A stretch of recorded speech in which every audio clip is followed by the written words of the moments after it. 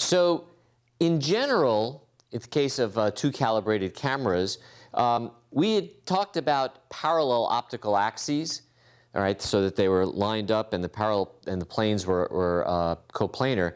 But of course, they can be what's called verged. They could be pointed in some particular way. In fact, they don't even have to necessarily be verged on the same point. Usually they are, because we're used to human systems. But what we're going to do is we're going to talk about epipolar geometry, the epipolar constraint, in both of these cases.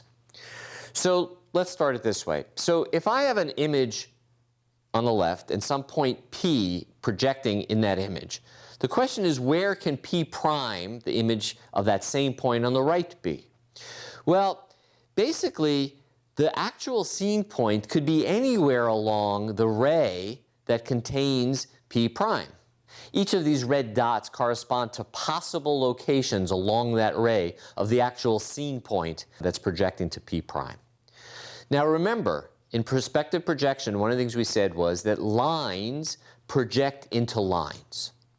So the line containing the center of projection and the ray that goes through that point, that's a real line in space. Okay? That line must project into a line in the right image. So that's the constraint we're going to talk more about.